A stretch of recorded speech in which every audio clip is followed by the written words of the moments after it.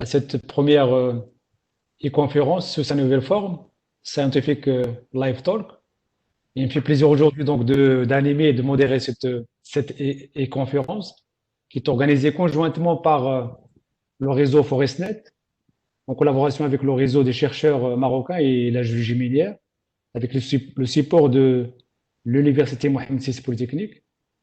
Les principaux objectifs de cette nouvelle initiative qui fait suite à l'ancienne, on va dire, à l'ancienne forme de ce weekly et conférence, les principaux objectifs sont le partage des connaissances scientifiques en ligne par des experts et des professeurs de renommée mondiale. C'est aussi donc l'occasion peut-être de créer des réseaux, faire un réseautage entre différents participants. Aussi de divulguer et vulgariser la science et ainsi que la promotion des résultats de la recherche scientifique d'une manière générale. Alors, pour rappel, l'initiative Weekly et conférence qui s'est organisée entre le 1er avril et le 10 juin 2020, qui était une période de plein confinement au Maroc. Il y avait eu 16 conférences qui ont été organisées. Ils ont porté sur les différentes disciplines scientifiques, les sciences de manière générale, l'astronomie, les énergies renouvelables, les batteries, l'environnement, le secteur de mer d'Afrique, etc. Le nombre de participants a varié entre 200 et 400, dont 50% des étudiants, des jeunes chercheurs, des doctorants particuliers, 30% des chercheurs professeurs et 20% des collègues issus du milieu non académique, des professionnels. Et les participants aussi viennent des quatre coins du, du monde.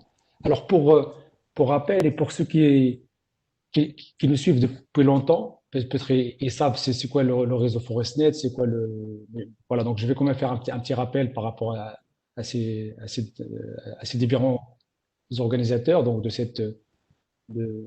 cette conférence. Alors le réseau ForestNet est un réseau qui regroupe actuellement plus de 200 chercheurs et ingénieurs nationaux et internationaux du monde académique et industriel, travaillant activement et surtout à jour sur les sujets de recherche en relation avec l'industrie des phosphates. C'est une plateforme d'échange et de collaboration scientifique et de réseautage de ses membres pour faire face aux défis scientifiques, technologiques et sociétaux à la recherche et développement au Maroc, dont l'importance s'est fait sentir suite à la pandémie Covid-19. Et je vous invite à visiter le site web de, de forestnet.org. Donc, vous aurez toutes les informations par rapport à ce réseau. Le deuxième partenaire de cette initiative étant la géologie minière, donc qui est un groupe Facebook créé en mars 2012 par Monsieur Youssef Dafi, dont l'objectif de partage voilà, donc le partage et la vulgarisation des géosciences, et comporte aujourd'hui plus de 23 600 adhérents issus de plus de 90 pays, qui sont soit des étudiants, des enseignants-chercheurs, des professionnels, qui échangent en permanence et d'une façon interactive autour des challenges en relation avec la géologie minière. Le troisième organisateur, et non des moindres, est celui qui regroupe les jeunes chercheurs marocains, Moroccan Researchers.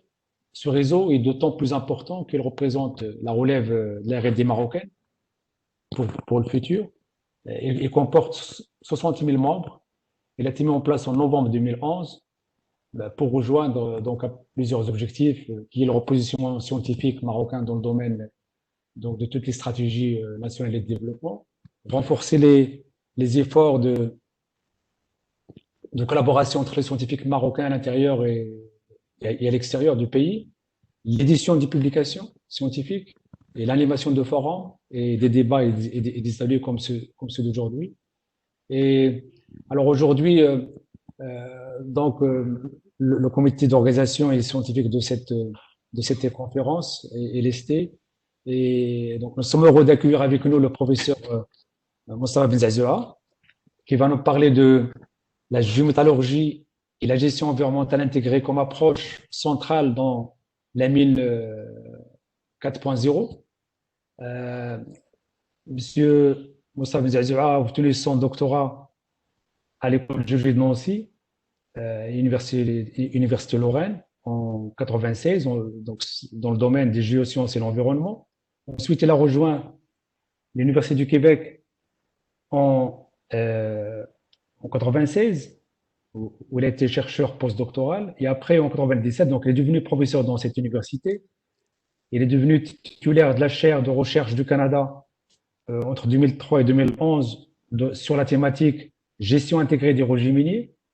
Et en 2009, il a euh, co-dirigé pour 7 ans une chaire internationale financée par le Centre de développement et de recherche internationale du Canada, qui est un programme en collaboration avec l'Université Radahia. Il est, depuis 2019, professeur associé à Yuhan Institute of Technology en Chine. Il est également professeur affilié à l'Université Mohamed VI Polytechnique, où il co-anime le programme environnement minier et économie circulaire.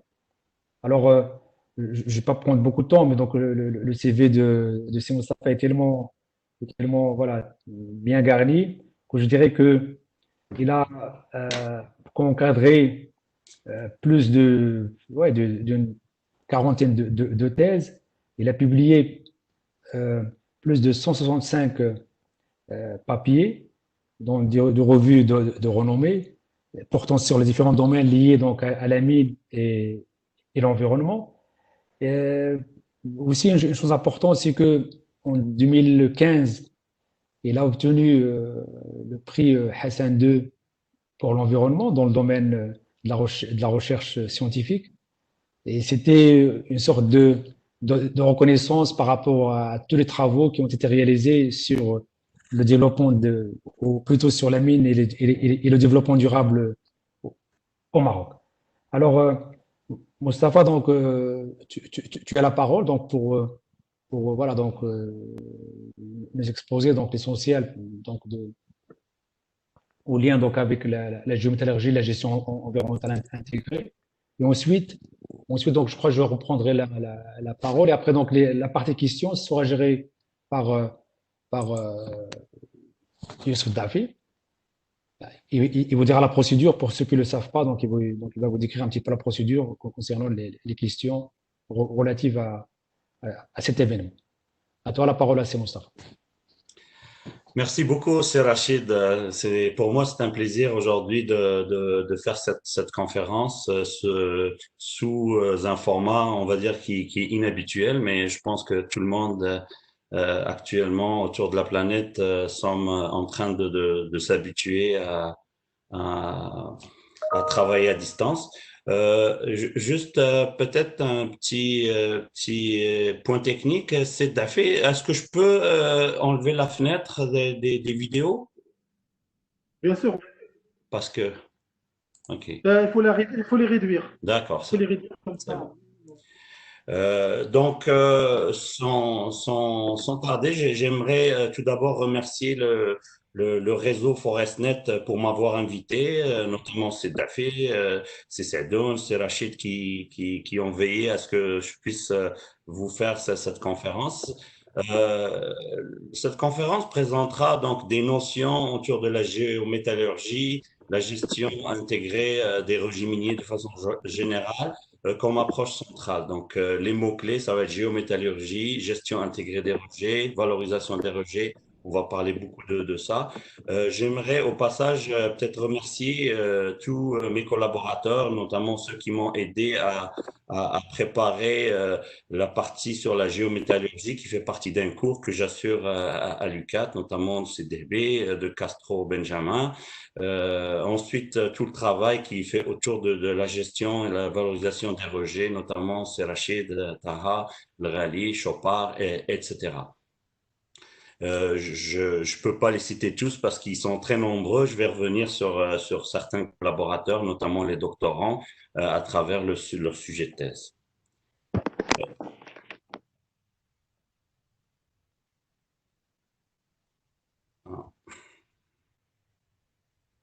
Donc, juste quelques mots sur l'UCAT. L'UCAT est une université est une composante parmi les autres composantes du réseau de l'Université du Québec. Elle se situe à l'ouest de Québec, un petit peu à la frontière ontarienne. Bien sûr, l'Université du Québec a d'autres composantes un peu partout au Québec, notamment à Gatineau, Trois-Rivières, Québec, Saguenay et à Montréal, sans oublier Rimouski.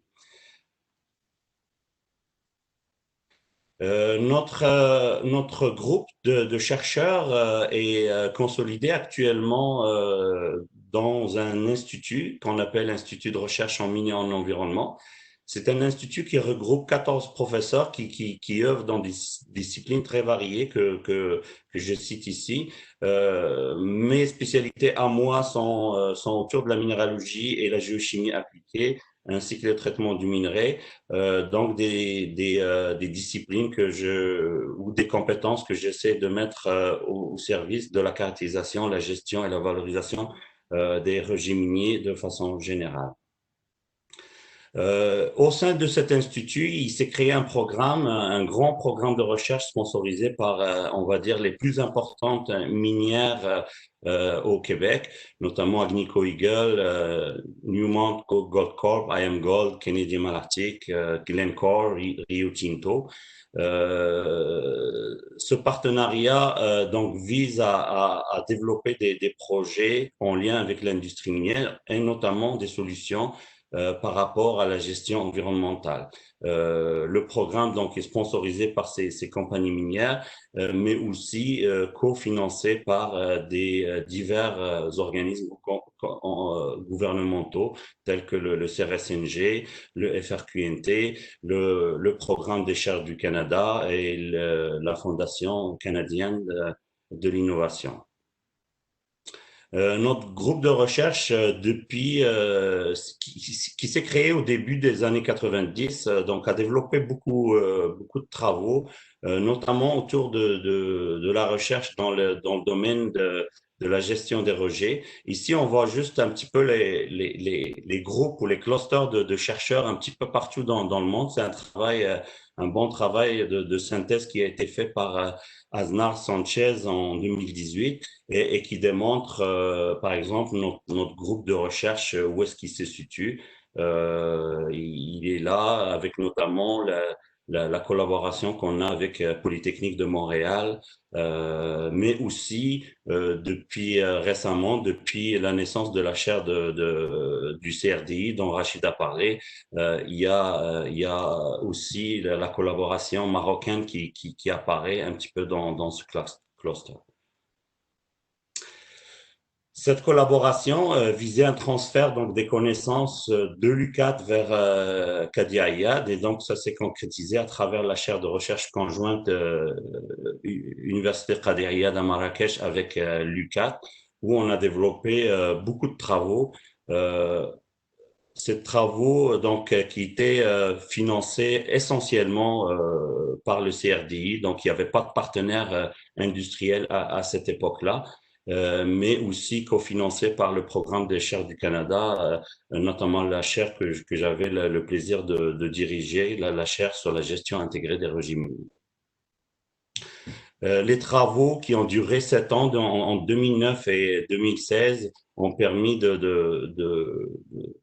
réaliser beaucoup de travaux, beaucoup de résultats intéressants que vous pourriez retrouver bien synthétisés dans le rapport du CRDI que vous voyez ici à l'écran. Et bien sûr, c'est ce qui nous a valu ce prix Rachid et moi. Et donc, nous étions très contents de l'avoir parce qu'il représentait le fruit de travail de toute une équipe entre l'UQAT et l'Université Qadia Ayad.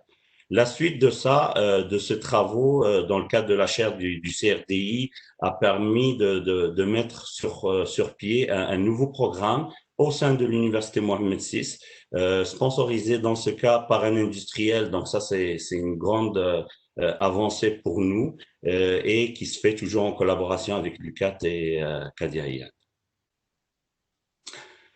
Donc, ceci étant dit, je vais vous parler aujourd'hui de plusieurs notions. Donc, en guise d'introduction, je vais rappeler le cycle de vie d'une mine, les liens, dépendances entre les différentes étapes et composantes dans l'industrie minière, les notions de géologie, réserve, géométallurgie. C'est ce qui m'amène à vous présenter peut-être le sujet central d'aujourd'hui, à savoir la géométallurgie à travers la définition, les méthodologies, les paramètres qui sont suivis, le rôle de la minéralogie dans la géométallurgie. C'est un rôle très, très important et les technologies qui sont actuellement disponibles pour les minières qui veulent embarquer dans ces approches qui sont tout à fait modernes. Ensuite, on va parler du cas de l'OCP et de la possibilité qu'on applique justement ces notions de géométallurgie. On va rappeler c'est quoi les gisements phosphatés, les flux de matière dans les sites miniers de l'OCP et ainsi que la pertinence de la géométallurgie. Et pour finir, quelques exemples de travaux en cours ou déjà réalisés en lien avec la valorisation ou les valorisations possibles dans le domaine, en lien avec les exploitations de l'OCP. Donc, en guise d'introduction, vous savez, la mine 4.0, c'est la mine future, c'est la mine du futur, c'est la mine moderne. C'est des mines qui se veulent très performantes, mais en même temps propres, le plus possible propres. Vous savez que la mine a longtemps souffert d'une image due à une gestion environnementale qui était dans le passé très déficiente. Maintenant, l'environnement est de plus en plus intégré dans le cycle de vie des mines. Et donc, la mine 4.0 veut, pour atteindre ses performances, que ce soit économique ou environnementale, doit automatiser presque la quasi-totalité de ses composantes allant de l'exploration, l'extraction, la bénéficiation et bien sûr la gestion environnementale efficace et respectueuse pour l'environnement. Le petit graphique que je présente, c'est juste pour expliquer que les réserves ou les ressources minérales sont souvent des ressources qui se caractérisent par la finitude. Donc, ça veut dire que c'est des ressources qu'on peut pas exploiter indéfiniment. Donc, c'est ce qui pousse à peut-être les exploiter d'une manière rationnelle et respectueuse de l'environnement. La mine du futur, donc la mine 4.0, va être une industrie complètement digitalisée. Donc, il y aurait beaucoup de composantes complètement automatisées, une gestion la plus centralisée possible. Vous voyez que ça, on le voit déjà dans les mines actuelles. Il y a de moins en moins de mineurs et de travailleurs sous terre.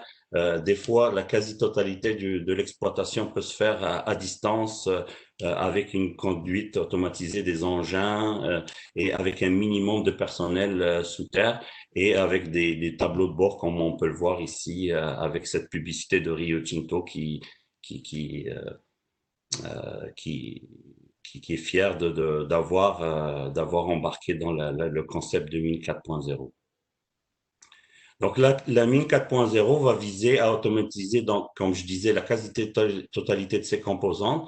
Cela, pour ce faire, donc, la mine va devoir envisager une digitalisation de beaucoup d'informations dans le cycle de vie d'une mine. C'est des informations en lien avec la logistique, les opérations, les procédés avec l'automatisation, mais il y a aussi la digitalisation du gisement. Donc, le gisement, c'est ce qui représentera un petit peu toute la suite de ce que je vais présenter. Donc, comment on peut digitaliser un gisement? On digitalise un gisement à travers, bien sûr, un ensemble de caractérisations. Ces caractérisations génèrent des données. Ces données serviront à élaborer des modèles et les modèles sont très variés. Donc, on a des modèles géoscientifiques, on a des modèles géologiques, des modèles en termes d'extraction minière, des modèles en termes de traitement du minerai et bien sûr les modèles géo-environnementaux qui vont favoriser et aider à une gestion intégrée, saine des rejets miniers. Donc, les données considérables qui vont être générées vont constituer des big data. Donc, ça, ça va être beaucoup de données gérées informatiquement et qui vont être alimentées avec le monitoring de toutes les opérations qui vont influencer la valeur actuelle nette d'une minière quelconque. Donc, ça, le NPV, c'est ce qui caractérise la rentabilité d'une mine et donc l'idée de la digitalisation, c'est justement de colliger un peu toute l'information pour pouvoir optimiser au maximum. Donc, en plus des données liées au matériel et à l'équipement, les procédés et ainsi de suite, comme je disais tout à l'heure, les données en lien avec le gisement constituent de nos jours une autre priorité. C'est pas toutes les mines à travers le monde qui commencent à faire ça, mais de plus en plus de mines sont en train de complètement digitaliser leur gisement à travers l'acquisition de données que je vais présenter par la suite. Donc, le cycle de vie d'une mine, donc, comme je disais tout à l'heure, l'environnement maintenant est clairement une partie intégrante de ce qu'on appelle le life of mine. Donc, ça, c'est le cœur de la mine et ça va des composantes comme la géologie d'exploration, la géologie de production, l'extraction minière, le traitement du minerai et bien sûr la gestion environnementale qui vient un petit peu chapeauter ou finaliser un petit peu l'ensemble des étapes les plus importantes dans la durée de vie d'une mine. La communication entre ces composantes est capitale. Souvent, une mine peut ne pas être performante parce qu'il n'y a pas assez de communication entre les géologues, les mineurs, les traiteurs et ceux qui coordonnent l'environnement. Donc, si on veut garantir une performance globale pour le life of mine, il faut que l'environnement soit une partie intégrante. Donc, la communication est très, très importante. Et bien sûr, ce qu'il faut savoir, c'est qu'un gisement, c'est bien sûr la teneur qui intéresse le plus, mais on ne peut pas le dissocier de la contamination qu'on peut avoir au sein du gisement. Donc, tant qu'à suivre la teneur, il vaut mieux aussi suivre et se préoccuper de la contamination parce que souvent, on a des surprises par la suite qu'on n'a même pas prévues et qui coûteraient très cher à remédier dans le cadre des projets miniers. Donc, le cycle de vie de la mine, donc je passe très vite. Donc, ça va de la prospection, l'exploration, on trouve le gisement. L'autre étape qui est, à mon avis, une des plus importantes, et c'est là qu'il va falloir fournir le plus d'efforts, c'est l'étape de faisabilité de la mine, du projet minier. Et souvent, si on a des problèmes par la suite dans l'opération d'une mine, c'est que l'étude de faisabilité a été mal faite. Donc, il y a les volets économiques, bien sûr, mais il ne faut pas négliger à cette étape-là les volets social et environnemental. Ensuite, la mine démarre avec l'exploitation, l'extraction du minerai, la bénéficiation, donc le traitement, et ensuite transformer le concentré en produit commercial. Si on donne l'exemple de l'OCP, c'est l'apatite qui est transformée en acide phosphorique. Et par la suite, on réhabilite soit de façon progressive ou à la fin pour remettre le site en l'état, bien sûr.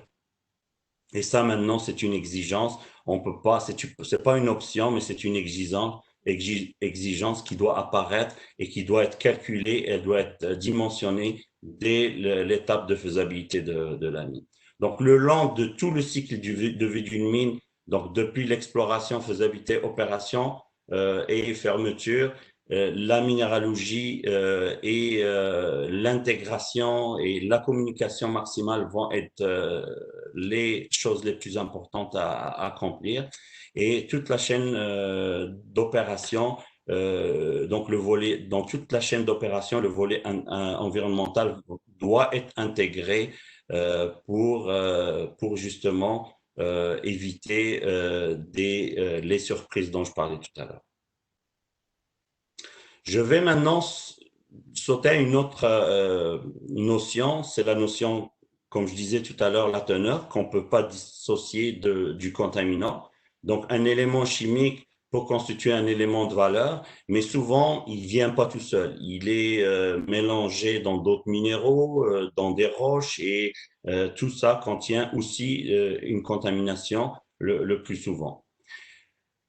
Donc, la teneur ou le contaminant sont des éléments qui vont se retrouver dans le minéral, qui lui est sous forme d'une texture pour former une roche. Et c'est cette roche plus ou moins fracturée, plus ou moins altérée, etc., qui va former le gisement.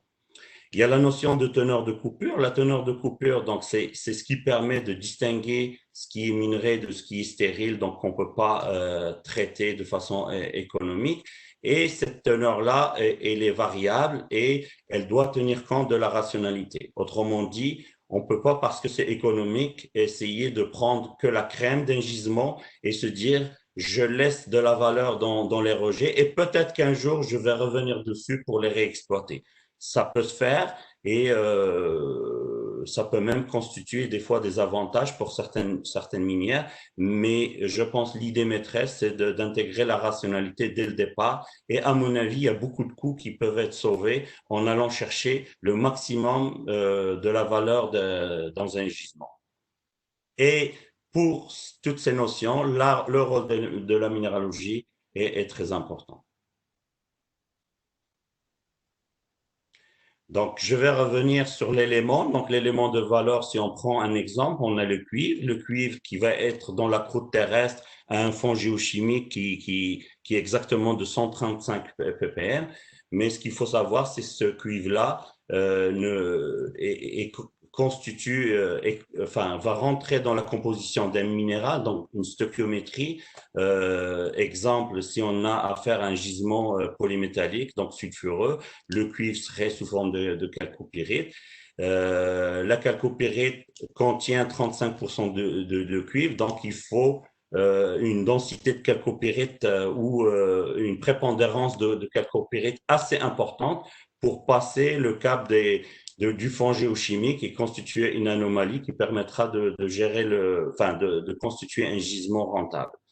Le cuivre peut être dans la chalcopyrite, mais dans certains gisements polymétalliques, il peut aussi être sous forme de cuivre gris. Donc ça, c'est des minéraux qu'on va qualifier en général de minéraux poubelles. Pourquoi? Parce qu'ils vont contenir, en plus du cuivre, ils vont contenir de l'arsenic, de l'antimoine, des fois du mercure, du sélénium. On va en avoir beaucoup. Donc, même si le minéral en tant que tel est riche en cuivre, il va même apporter plus de cuivre que la chalcopyrite en termes molaires, mais il viendra aussi avec des éléments, des contaminants, et qui vont constituer des pénalités dans le gisement. Donc, d'où l'importance de bien étudier la minéralogie dès le départ. Donc, ce minéral de cuivre va essayer d'être plus ou moins concentré, et quand il va être concentré à des teneurs de cuivre allant de 1 à 5%, là, on va parler de gisement qui va être rentable. Donc, un minerai, mais en dessous de cette valeur-là, on va parler de stérile. Dans cette roche, comme je l'ai mentionné, la texture est très, très importante. Ces minéraux sont agencés avec une certaine texture qui peut être plus ou moins complexe, plus ou moins fine, et de là découlent certaines notions qui sont très, très importantes, notamment lors du traitement du minerai, mais aussi pour évaluer le comportement géochimique des stériles qui contiennent ces minéraux. Donc, à savoir le degré de libération du minéral, la distribution de l'élément, qu'il soit de valeur ou contaminant, et les degrés de libération. Donc, de ça va dépendre un petit peu la manière qu'on va traiter le minerai en question, et la complexité du traitement. Vous comprenez que plus il faut broyer, plus ça va être coûteux. Et ce broyage est en lien direct avec le degré de libération. Et donc, la pertinence de la minéralogie va être une notion très très importante le long du cycle de vie d'une mine. Ici, c'est juste un schéma qui veut dire énormément de choses. Euh, je le présente pour vous montrer que ici les composantes de la mine, donc géologie, exploitation, traitement, gestion environnementale. Donc ça, c'est les principaux services qu'on va avoir dans la mine et qui se veulent être en communication tout le temps. Et ici, vous avez la durée de vie de la mine, donc le cycle minier. Et donc, vous voyez que à chaque intersection, vous allez avoir des notions qui vont être très, très importantes et vous allez avoir besoin de modéliser à chaque étape entre ce croisement du cycle de vie de la mine et les composantes minières. Donc, ces modèles, pour être alimentés, on a besoin de données et les données, on va voir comment on va les avoir. Ces données peuvent aller de l'échelle, parce que c'est une notion d'échelle, de l'échelle du gisement jusqu'à l'échelle de l'élément atome dans la composition cristallochimique d'un minéral. Donc, on est ici au niveau de l'angstrom. Donc, ça, c'est l'échelle au niveau du minéral, la stoichiométrie du minéral, la cristallochimie du minéral, et on va aller jusqu'au gisement. Et à ce moment-là, à toutes les étapes, on peut avoir beaucoup d'informations, donc qui va de l'échelle microscopique jusqu'à l'échelle des carottes, et c'est ça qui va être important à développer aujourd'hui, et jusqu'au gisement, parce que les carottes, ayant les carottes, pouvant modéliser ces carottes, on va pouvoir bien modéliser le gisement. Et c'est ce qui permettra, in fine, le développement d'un projet minier et son opération selon les principes de la géométallurgie et ou la mine du futur 4.0. Donc la géométallurgie, il y a beaucoup de définitions. Ici, vous voyez l'étymologie et vous voyez qu'au niveau des définitions, il y a beaucoup de définitions qui se sont succédées depuis, on va dire, l'invention de ce concept en 2004 par Dobby et Hall. Et ici, à la fin, on a une définition qui fait unanimité en tout le monde qui s'intéresse à ces approches. À savoir que la métallurgie, c'est l'intégration des données de type géologique, minière, métallurgique, environnemental et économique afin de maximiser ce NPV dont j'ai parlé tout à l'heure. Je vais passer ici. Donc, ce qu'il faut savoir, c'est que la géométallurgie, c'est une approche qui va être multidisciplinaire. Elle va permettre d'intégrer des informations de type géoscientifique, donc géologique, en termes de communication, en sachant que la roche, une fois bien étudiée, on peut prévoir sa broyabilité. Le traitement du minerai, donc la minéralogie, le traitement du concentré issu de cette minéralurgie, à savoir la métallurgie, la géotechnique, la gestion des rejets de façon intégrée, etc. Donc, c'est l'approche qui intégrera le plus d'informations de type géoscientifique le long du cycle de vie de la mine. Dans le but donc d'augmenter le rendement des opérations d'extraction, de réserve et des procédés de développement d'un projet minier, tout en réduisant bien sûr les risques opérationnels. Donc le but de ça, c'est de minimiser les risques que ce soit économiques, sécuritaires ou environnementaux. Toutes ces informations représentent beaucoup de données, donc d'où la gestion de big data en général dans les mines qui adoptent ce genre d'approche. Le problème de communication que j'ai mentionné tout à l'heure, il s'agit au fait de quitter l'approche en silo et d'adopter peut-être le langage qui va être le plus commun entre les géologues, les ingénieurs miniers, les métallurgistes, l'ingénieur en environnement, à savoir la minéralogie. Donc, le géologue va bien sûr s'intéresser à des teneurs, mais les teneurs, vous savez il s'agit de teneurs d'un élément dans un minéral.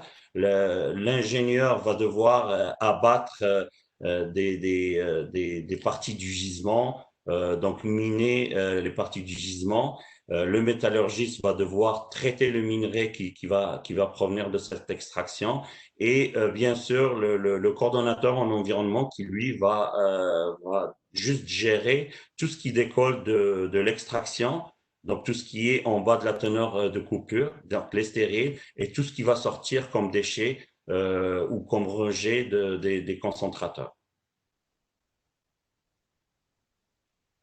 Euh, je pense on va passer. Je vais mettre la présentation à disposition de tout le monde parce qu'il y a beaucoup de diapositives sur lesquelles je vais passer très vite. Comme ici, en fait, l'unique et la plus importante cause de l'échec d'un projet minier, c'est l'étude incomplète du gisement. Donc, quand on a un gisement qui est mal étudié, ça va se répercuter sur tout le cycle de la vie de nous. Donc, d'où l'intérêt de bien étudier un gisement quand tu as dépensé beaucoup pour étudier un gisement, parce qu'une fois qu'on maîtrise notre gisement, tout le reste va être facilité. Donc, l'élaboration d'un modèle géométallurgique, donc on parle de modèle géométallurgique, il s'agit de collecter des données géologiques, de définir des domaines géologiques, donc définir des lithologies, ça, les géologues savent faire ça avec des études pétrographiques, métallogéniques, etc. Ensuite, la caractérisation minéralogique qui a un rôle très, très important. La sélection, et quand je dis caractérisation minéralogique, ça ne veut pas dire juste observer les roches sous un microscope optique. C'est très important de les observer sous microscope optique, mais on veut aller plus loin que juste la texture pétrographique. On veut savoir la texture, on veut connaître et quantifier cette texture parce que le broyage va en dépendre, parce que le traitement va en dépendre. On veut connaître la distribution des éléments, que ce soit de valeur ou les pénalités dans ce gisement, et donc la caractérisation minéralogique devient importante. Ensuite, on sélectionnera des échantillons représentatifs. On va identifier les variables critiques à travers des tests de type métallurgique, par exemple préliminaires. Ensuite, on créera des domaines géométallurgiques après ça. L'analyse des données et l'élaboration du modèle géométallurgique. Enfin, on construit les modèles spatiaux en 3D. Ce qui est important donc dans cette modélisation qu'on voit ici, c'est l'importance des variables critiques minéralogiques. Donc, c'est des variables en lien soit avec la dureté de la roche, sa fracturation donc par rapport à l'extraction, ou par rapport au traitement, mais aussi des variables critiques de type environnemental. Donc, la collecte des données géologiques, donc la géologie du gisement est très importante. Donc, connaître le type de gisement auquel on a affaire, c'est la première des choses que les géologues vont avoir comme mission.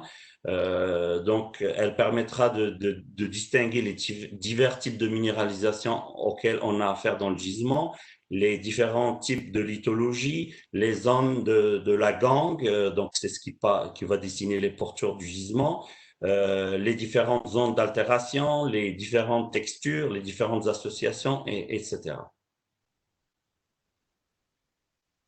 Ici, on voit juste une classification donc de type lithologique et comment on peut faire les modèles géologiques à ce moment-là avec les blocs diagrammes où on va définir pour un gisement donné les zones où on a une certaine richesse, des zones avec une richesse plus modérée et des zones pauvres du gisement. Quand on a ça, bien sûr, on va traiter le tout, mais ce que ça permet à la production, c'est de doser les minerais, de faire les mix de minerais pour essayer d'avoir une alimentation homogène pour ce qui est de la concentration. Bien sûr, je le dirai pas assez aujourd'hui, la minéralogie est très importante. Pourquoi? Parce qu'en fait, on va miner des minéraux et non des éléments, même si souvent on guide la production à travers la teneur, mais la minéralogie va être très, très importante. Et notamment dans la géométallurgie, parce que on peut avoir des teneurs égales pour deux types de minéralisation, et une certaine minéralisation qui va être complexe, très difficile à traiter, et une autre qui va être très, très facile. Donc ça démontre au moins l'importance d'avoir la minéralogie. On a l'exemple le plus flagrant, c'est l'or. Donc quand l'or est réfractaire, par exemple, dans certains minerais, ça change toute la rentabilité du gisement. Donc, ces informations on va essayer d'aller les chercher dans les carottages. Donc, on a besoin de carottage qui va se faire au niveau de l'exploration, mais aussi le carottage qui va se faire au niveau de la production. Et tout ça, bien sûr, l'idée, c'est que ces carottes-là vont pas juste donner de l'échantillon pour faire une chimie, mais on peut aller chercher beaucoup plus que la chimie. Le plus souvent, ces carottes sont entreposées. On n'a retiré que peut-être 5% de l'information que ces carottes peuvent donner. Et donc, c'est ça qui est dommage quand on a la chance d'avoir un carottage qui est bien fait selon une maille intéressante. Donc, dans la carotte, comme je disais, je vais vérifier le temps. Comme je disais, on peut sortir beaucoup d'informations. Donc, on peut sortir bien sûr la chimie. C'est ce que font toutes les minières à travers le monde entier. On suit la production avec la teneur, et on suit les réserves avec la teneur, etc. Mais qu'est-ce que ça peut faire de plus? Qu'est-ce qu'on peut avoir de plus comme information à partir de ces carottes? C'est la minéralogie, donc la composition modale, par exemple. C'est une minéralogie plus poussée à travers le microscope optique pour les textures, mais on peut aller encore plus loin avec le microscope électronique à balayage, notamment les microscopes automatisés qui sont disponibles actuellement et qui permettent de donner une panoplie d'informations très, très, très, très importante. Ensuite, on a des outils, des instruments qui permettent de faire des analyses rapides en lien avec la chimie, par exemple les XRF portables. Beaucoup de minières à travers le monde entier sont équipées de ces technologies-là. Mais aussi, on peut affiner cette XRF avec la XRF de laboratoire. D'un autre côté, il y a d'autres informations qu'on peut avoir. C'est lors du forage même, donc les performances de la foreuse peuvent être monitorées et peuvent donner beaucoup d'informations par rapport, par exemple, à la dureté de la roche qui est en lien avec l'abattage et derrière moi avec la comminution. Donc, les données de monitoring durant le forage, ce qu'on appelle ici MWD, sont très, très importantes. Ensuite, on peut avoir des photos juste en couleur RGB qui vont nous permettre de noter les fractures. Ces fractures vont être très importantes à répertorier parce que l'extraction du gisement va en dépendre. Ensuite, on a la densité, la dureté, des propriétés géomécaniques. Et ça, ceux qui assurent l'extraction minière savent très bien que c'est très important. Donc, vous voyez ces carottes qu'on empile, on peut aller chercher toutes ces informations et colliger toutes ces informations à travers un big data qui peut être exploité. Je vais passer donc là-dessus. Donc, l'idée, c'est qu'une fois, un des problèmes d'ailleurs des carottes, c'est l'entreposage de ces carottes, c'est la place que ça prend, etc. L'idée, c'est d'aller chercher le maximum d'informations de ces carottes. Ça permet presque de les digitaliser, comme on fait, on scanne un document. Après, on peut se départir du papier. C'est un petit peu ça l'idée. Donc, l'idée, c'est de digitaliser au mieux possible ces carottes pour pouvoir en disposer par la suite si on veut. Et la technique d'entrée de gamme, on va dire, par rapport aux panoplies de technologies qui existent, on a l'hyperspectral. Donc, l'hyperspectral, c'est ce qui permet de faire le plus d'analyses en un temps record. Donc, parce qu'on sort des kilomètres de carottes d'un gisement et l'idée, c'est qu'on ne peut pas les passer, par exemple, en microscope électronique à balayage, on ne peut pas passer des kilomètres. On est obligé de passer avec une technique qui va analyser beaucoup plus rapidement. Et donc, l'idée, c'est que on associe l'hyperspectral, qu'on va voir ce que c'est, avec la minéralogie, et c'est ce qui permettra, in fine, de sortir les modèles de type géométallurgique et géo-environnementaux. Les avantages de ça, c'est qu'on peut scanner beaucoup de métrages linéaires. On peut avoir du mapping, on va le voir. On peut améliorer la résolution avec donc une analyse avec une sensibilité meilleure, et on définit des zones pour, pour demander plus de détails. Donc, ce qui permettrait à l'hyperspectral d'être la technique préliminaire qui permettrait de localiser les zones qu'il faudrait analyser avec plus de détails, avec la microscopie électronique à balayage, par exemple, ou la micro-XRF, ou avec du LIBS, le laser, etc. Donc ça, c'est des exemples et je vais passer très vite. Donc, on passe de la carotte avec la couleur RGB, avec toute l'information, le signal. Et ces signaux-là sont en lien avec des signatures minéralogiques. Donc, ce qui fait qu'à la fin, on a les carottes qui sont digitalisées complètement, et on peut très facilement modéliser en 3D le gisement en faisant les liens avec les lithologies qui vont être définies avec cette façon-là, avec tout le reste. Les technologies qu'on a, c'est par exemple des technologies scandinaves qui sont très développées, et j'en passe parce que je veux pas vous alourdir avec des détails. Mais juste vous dire que 17 km, par exemple, de carottes peut être collecté, d'informations sur des carottes peut être collecté en 2 semaines seulement. Donc 17 km en 2 semaines, ça donne une base de données très large, très globale du gisement, et qui pourrait être par la suite mis à contribution pour affiner, pour détailler les connaissances sur le gisement. On a d'autres types de fournisseurs, toujours des Scandinaves. Ici, c'est Spacim. Ici, on a Mineralize. Ici, on a une compagnie canadienne, Geolog Air. Je mets les liens Internet pour que vous puissiez aller. Donc, ce qu'il faut pas oublier, c'est que certains forages sont destructifs. Donc, ce qu'on a, c'est pas des carottes, mais c'est des déblais. Et là aussi, donc, à défaut de ne pas avoir la texture complète dans la roche, mais on va avoir des déblais qui peuvent aussi être caractérisés par analyse hyperspectrale et par analyse chimique, soit chimique laboratoire ou chimique avec les instruments portables. L'idée, c'est que en allant de grande échelle vers l'échelle la plus réduite, on finit avec des données, une quantité de données très très importante. Et là, à ce moment-là, on peut faire intervenir l'intelligence artificielle pour essayer d'interpréter géostatistiquement ces données. Je vais passer.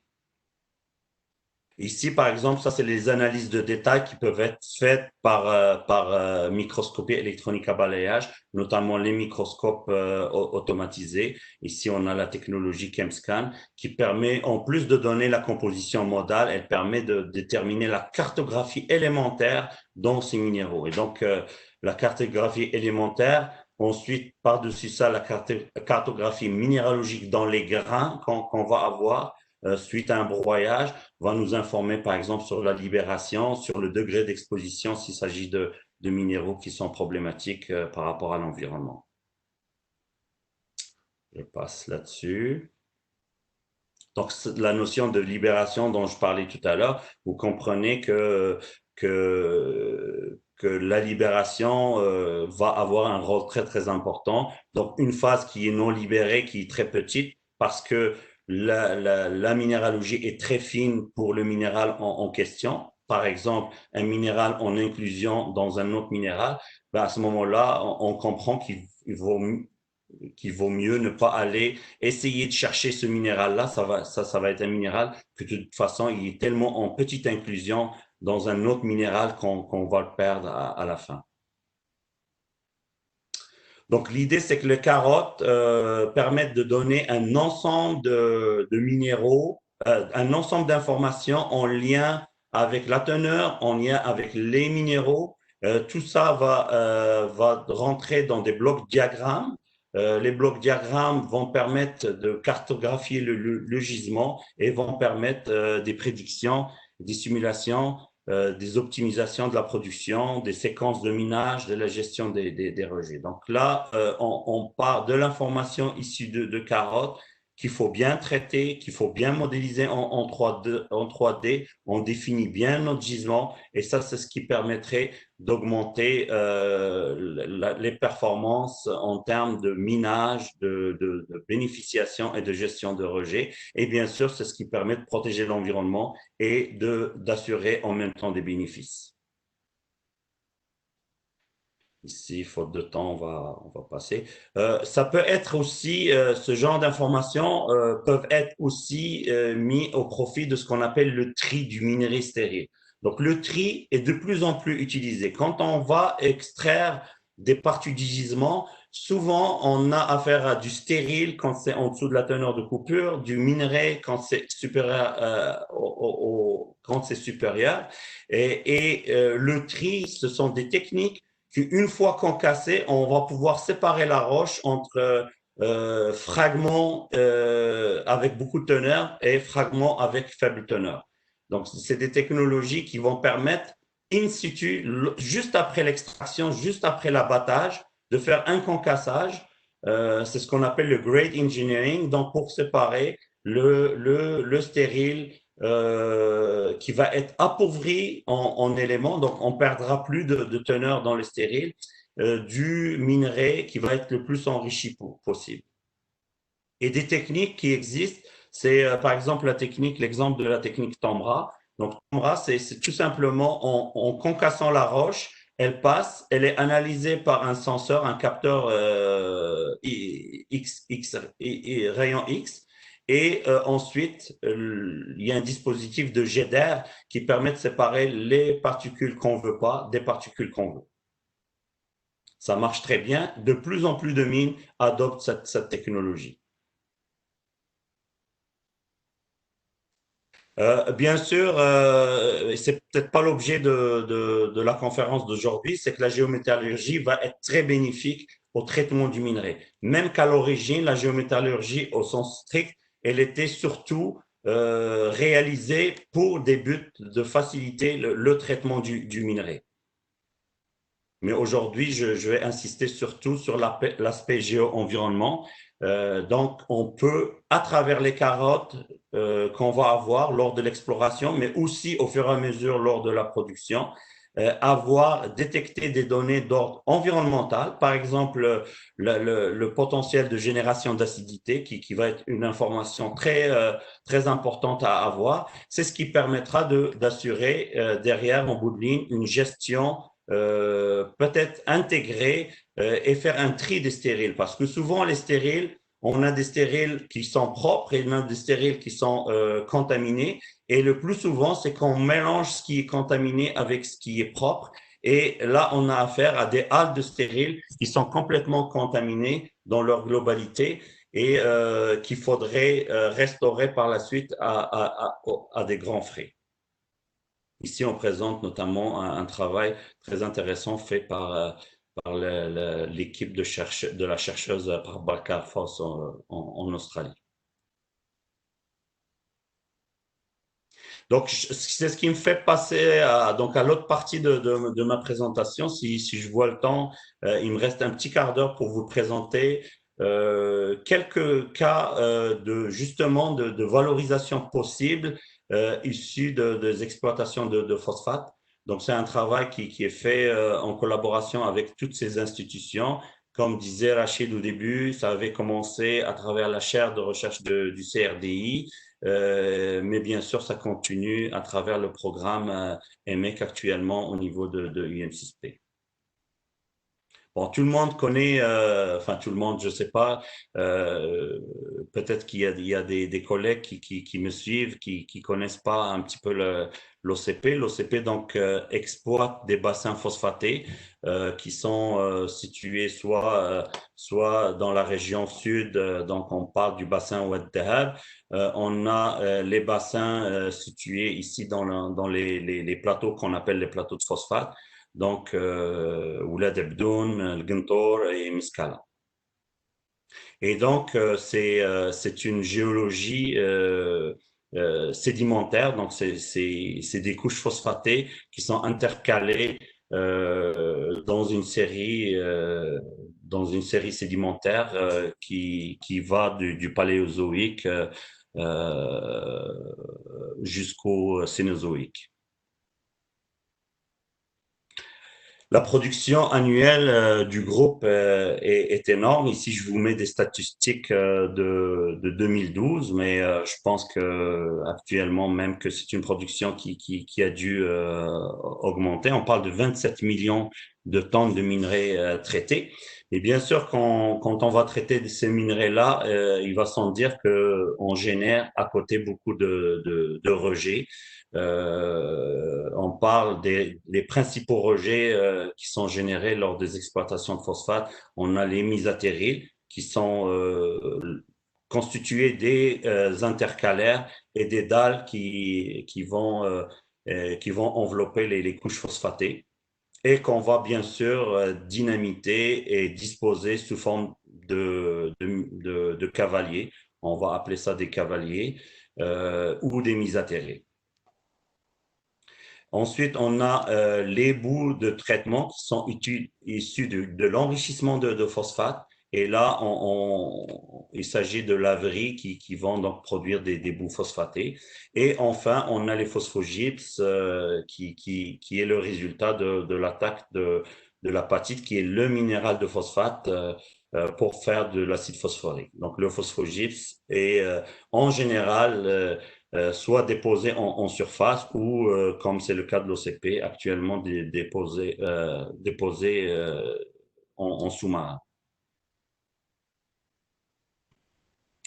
La série phosphatée dont je parlais tout à l'heure, donc ce qui est intéressant de voir, c'est que les couches phosphatées qui intéressent sont extraites et le reste, bien sûr, par exemple ici on voit toute la couverture, le reste est dynamité, tout mélangé. Donc quand on voit ici des horizons comme ici des horizons argileux et sachant l'importance des argiles, on peut juste se dire que si on peut exploiter de façon séquentielle et épargner de mélanger toutes les formations qui constituent les intercalaires et les dalles, ça permettrait de peut-être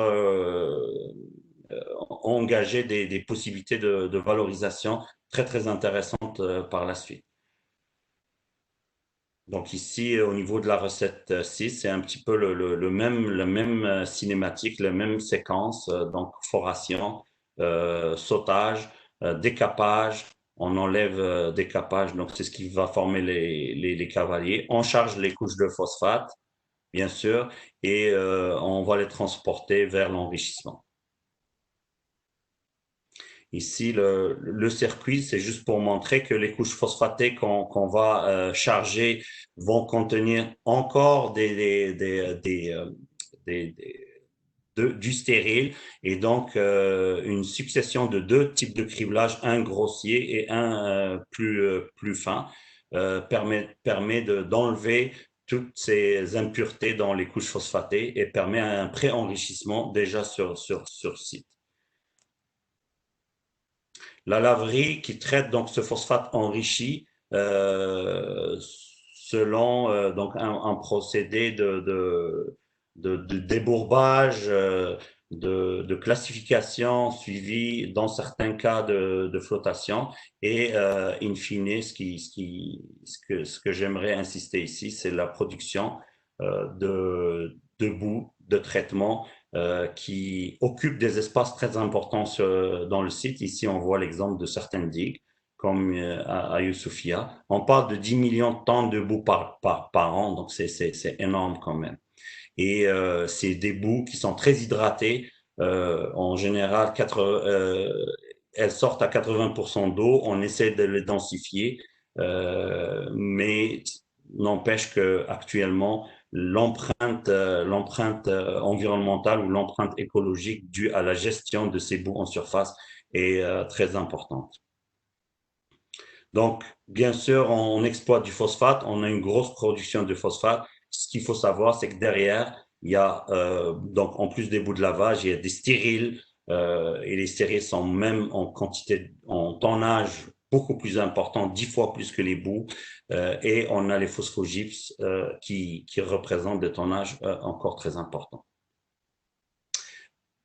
La bonne nouvelle là-dedans, c'est que c'est des rejets qui ne sont pas problématiques d'un point de vue environnemental. Donc, les études géochimiques qui ont été réalisées démontrent que c'est des rejets complètement neutres d'un point de vue de leur pH, de leur comportement géochimique, et aucun contaminant n'avait été détecté lors des essais cinétiques faits sur que ce soit les boues ou les stériles. Mais par contre, il y a un grand dérangement au niveau des superficies, des terres qui sont exploitées. Et actuellement, l'OCP est engagé dans une politique de réhabilitation qui a commencé récemment. Mais les terrains qu'il faut réhabiliter sont bien sûr très importants et qui restent à faire. Donc, superficie affectée très importante, perte de terres arables. Donc, ce qu'il faut savoir, c'est qu'à l'origine, ce sont des terres agricoles et l'idée d'une bonne réhabilitation, c'est de le remettre comme des terres agricoles par la suite de l'exploitation. Donc, si on s'engage dans une exploitation progressive, et c'est ce qui fait partie des visées de l'OCP en termes de mines du futur. Les solutions qu'on va avoir pour ces quantités astronomiques de stériles, c'est de développer des nouvelles voies de valorisation qui vont permettre de limiter le stockage en surface. Donc, les voies de valorisation et de réutilisation sont surtout dans le BTP et le génie civil. On va dire que c'est les secteurs qui consomment le plus de matières premières minérales. On peut envisager un traitement qui permettrait, dans certains cas, de rendre ces matériaux encore plus intéressants. Donc, si la valeur ajoutée du sous-produit est démontrée. Donc, dans un contexte aussi mondial d'incitation à une écologie industrielle circulaire, donc moins de déchets peuvent être entreposés en adoptant donc une politique de gestion ou de valorisation. On va parler de quelques études qui ont été réalisées soit dans le cadre de la chaire CRDI, soit actuellement à travers les projets en cours. Voilà, les projets en cours. Donc, notamment la réhabilitation de la mine Ketara. Donc, il y a eu une étude dans le cadre de la chaire CRDI qui a démontré que la mine très, très problématique Ketara peut être réhabilitée en s'appuyant sur les stériles de la recette 6 qui est pas très loin de la mine Ketara. Et donc, le concept à la fin est une couverture de type stockage évaporation qui permet de protéger les rejets très réactifs, très générateurs de drainage mini-acide de la contamination. Donc, la couche phosphatée agit comme une éponge qui va pomper l'eau, les précipitations et qui va les relarguer par évaporation, par transpiration. Ensuite, on a des exemples de valorisation en sous-produits. Donc, on peut bien sûr penser ici que le schéma qui a été adopté ici pour la mine Ketara peut s'appliquer à n'importe quelle mine qui a besoin de couverture pour être réhabilité. Le matériau phosphaté est alcalin et donc il s'apprête vraiment très bien à la restauration, en plus de ses propriétés géotechniques démontrées qui sont tout à fait intéressantes. Donc, la valorisation dans le domaine du génie civil, donc un grand consommateur en matières premières, l'équipe de chercheurs qui collaborent avec nous développe toutes sortes de possibilités, donc de possibilités dans les bétons, les mortiers, les briques, les graviers, les agrégats, les géopolymères, les routes, et etc., etc. Donc, la liste est longue. On peut même mentionner que certains rejets de phosphate sont très riches encore en phosphate résiduel et peuvent être valorisés pour enlever le phosphate résiduel et faciliter la valorisation dans le BTP par la suite. Donc, je vais parler très brièvement d'un doctorat qui est en cours et ça, c'est ce qui se fait actuellement en termes de valorisation amont. Donc, la valorisation peut se faire en aval, mais idéalement, il faut, comme je l'ai mentionné tout à l'heure, caractériser et essayer de séparer en amont des formations d'intérêt.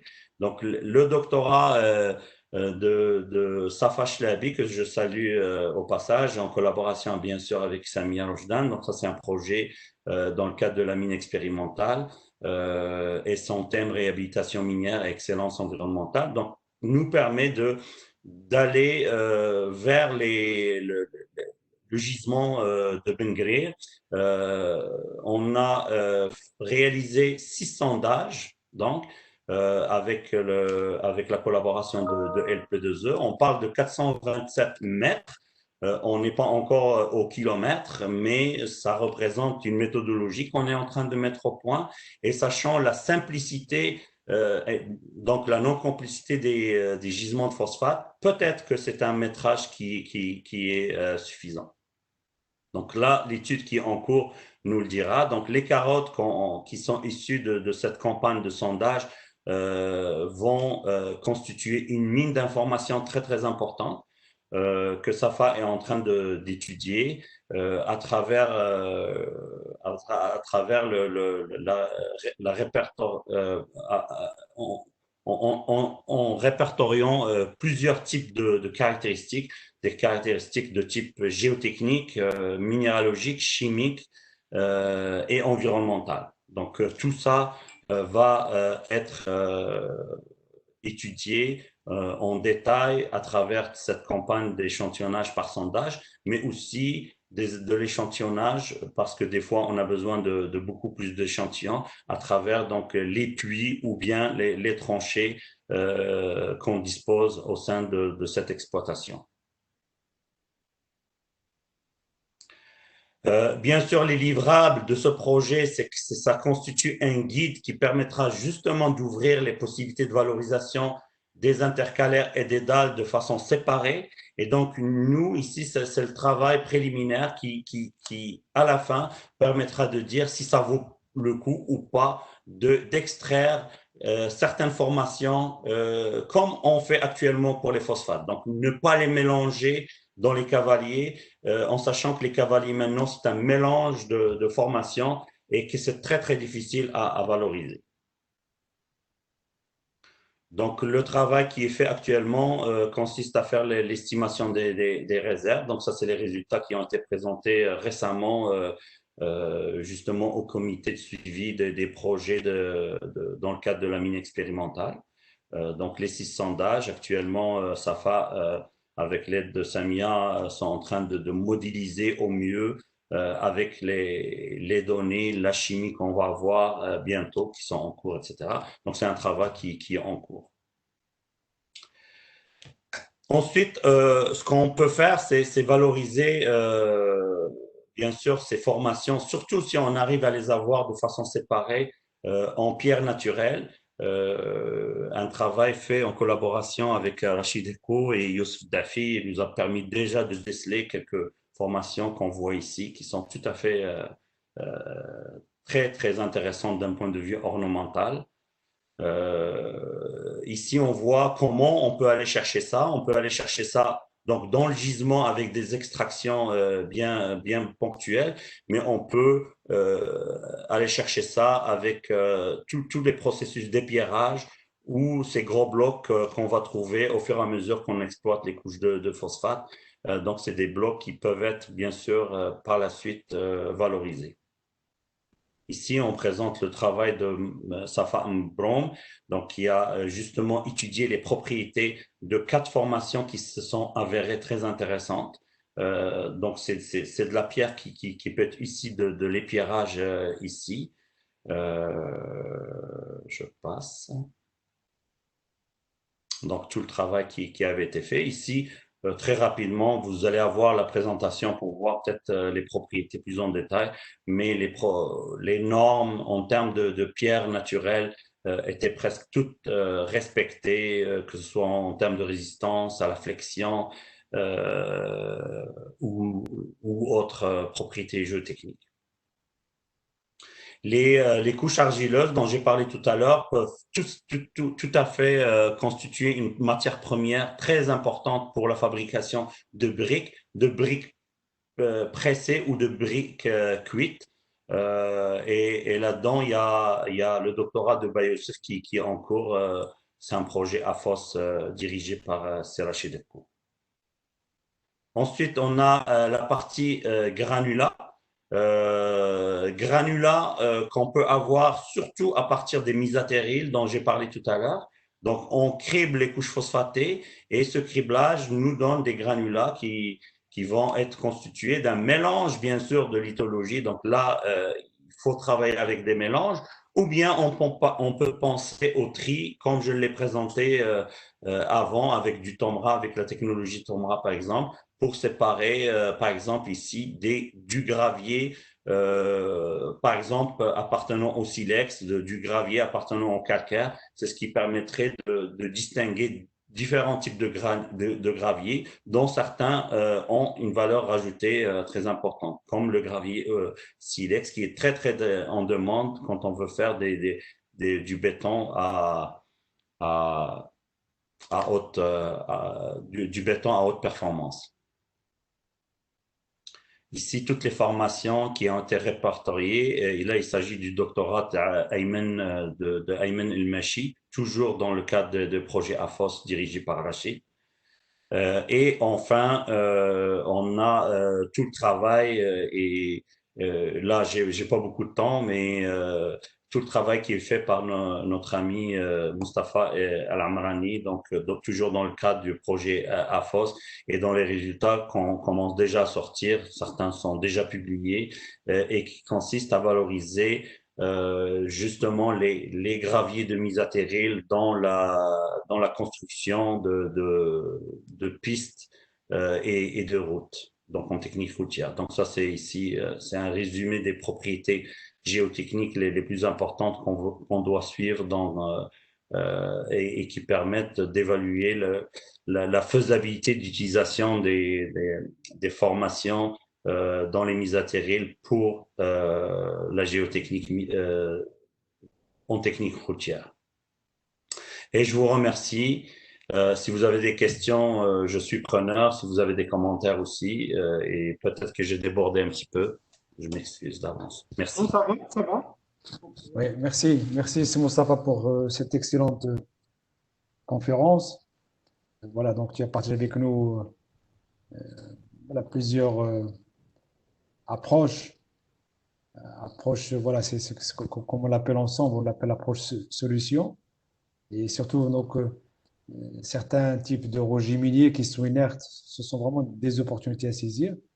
Donc là, je crois qu'on va passer à la session questions qui sera animée par Youssef Dafé. Donc, je crois que tu vas, Youssef, donc je crois que tu vas indiquer aux différents participants donc, la méthode à suivre pour poser leurs questions. À toi la parole, c'est Youssef. Merci beaucoup, c'est Rachid. Donc, de mon tour, si vous pouvez, c'est Mustapha d'arrêter le partage. Donc, vous m'entendez bien, Yann? Vous m'entendez bien, c'est Rachid? Un peu. Oui.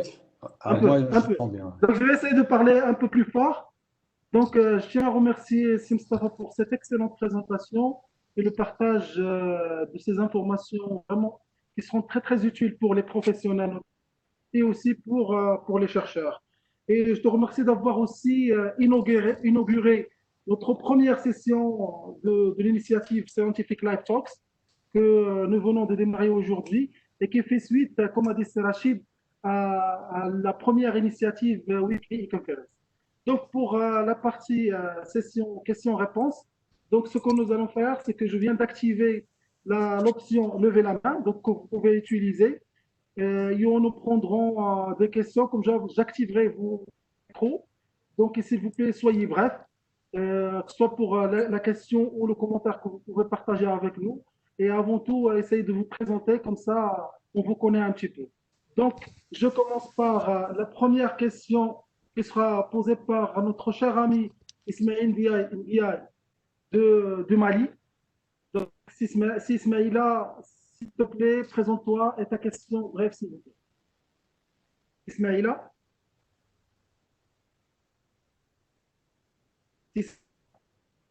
donc on ne vous entend pas. Donc, j'activerai encore une autre fois votre micro. Donc, c'est pas la peine.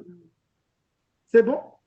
J'activerai votre micro aussi, Ismaïla. C'est bon, c'est pas la peine de toucher. Je l'activerai. Alors, c'est bon, c'est actif, vous pouvez parler. Ismaïla, vous pouvez parler. Allô, on ne vous entend pas? Toujours, on ne vous entend pas. Donc, je passerai à Sidi. Bonjour, je ne sais pas, est-ce que vous m'entendez? Oui, Très bien. vous entend. On vous entend. Très bien. Bonjour, j'aimerais tout d'abord remercier M. Benzazoua pour cette excellente présentation. Je voudrais tout simplement, je ne sais pas, j'entends des échos. Est-ce que ça provient de mon micro? Là, non, c'est Rachid, si tu veux désactiver le micro. C'est bon, on vous entend très bien. Bon. D'accord, d'accord. Oui. Donc,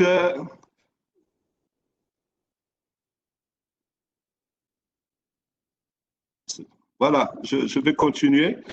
Je vous remercie pour votre exposé, pour nous avoir un petit peu expliqué la géométallurgie.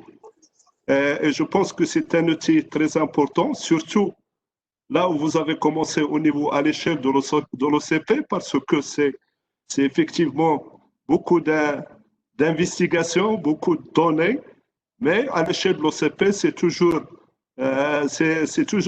tout justifié parce que ça va servir pour une exploitation à long terme, c'est-à-dire surtout au niveau déjà du dernier point concernant l'exploitation sélective, un petit peu sélective, c'est-à-dire au niveau du stérile avant d'attaquer les couches phosphatées. J'aimerais dire, vu la... Pardon? Moi aussi, je suis en train d'entendre des échos, mais bon, ça va continuer. Oui, donc je voudrais vous poser une simple question. Est-ce que le travail a commencé par Rochdan, Madame Rochdan Soumia et les doctorants? Est-ce qu'il va servir pour calibrer en quelque sorte des outils beaucoup plus sophistiqués qui vont aller beaucoup plus vite, comme ceux que vous nous avez indiqués, et qui font des kilométrages et des kilométrages en une semaine? Merci. Merci encore une fois pour votre exposé. Merci, c'est Maurice. Merci beaucoup. Excellente question. Oui, je pense que c'est le but de ces sondages, c'est de sortir le maximum d'informations. Ce que je peux vous dire, c'est que déjà ces sondages sont en train d'être utilisés par des gens qui travaillent sur la valorisation des argiles et des marnes silicifiées comme ciment écologique. Donc ça, c'est en cours. Ces sondages ont permis à mon collègue Abdelhadi, donc de GSM, qui travaille lui sur l'abattage, donc le dynamitage, optimiser le dynamitage. Donc oui, ça va être une mine d'informations qui va être disponible pour les exploitants, mais aussi pour la recherche. Et on compte, nous, faire peut-être d'autres sondages une fois que la méthodologie est bien huilée, bien optimale, peut-être faire d'autres sondages. Actuellement, je vous dirais que ce qui nous manquerait, c'est des techniques d'hyperspectral qui n'existent pas au Maroc. Donc, on est en train de voir pour des collaborations à l'étranger pour analyser en hyperspectral toutes ces carottes.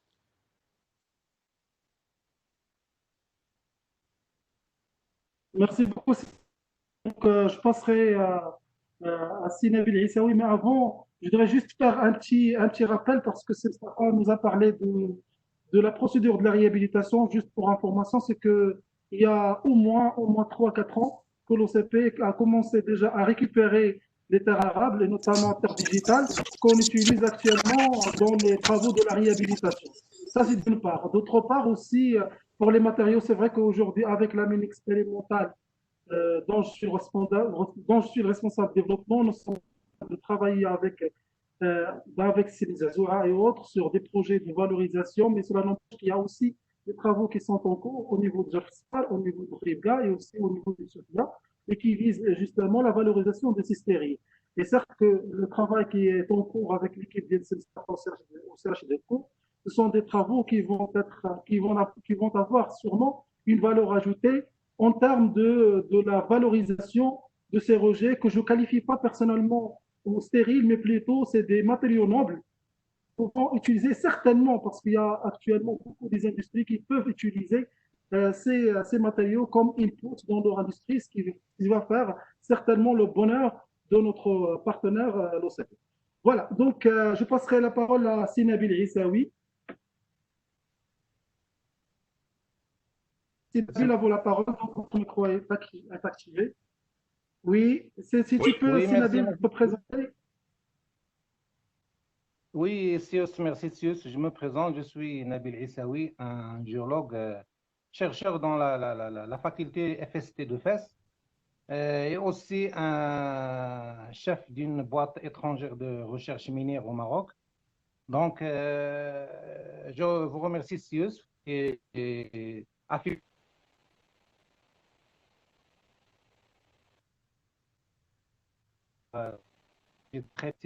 que toute l'équipe d'organisation. Le sujet est très important et aussi très vague, à telle sorte qu'il englobe de grands titres, l'exploration, l'exploitation, la métallurgie et autres disciplines indirectement liées, pour en fin de compte arriver à la production du métal. En tant que géologue, ayant travaillé en plusieurs années dans le domaine au Maroc, dans ce domaine, et passant un peu près toutes les étapes de la recherche minière, même. La question est la suivante. Est-ce qu'il y a un moyen pour qu'on puisse travailler à ce niveau et pouvoir arriver à réaliser une meilleure extraction et quels sont les défis à relever? Merci, M. Sibn Zazoua, et merci pour tout le monde. Merci. Oui, je crains ne pas avoir bien saisi la question. Vous parlez de quel type d'exploitation au juste? C'est Nabil? Oui.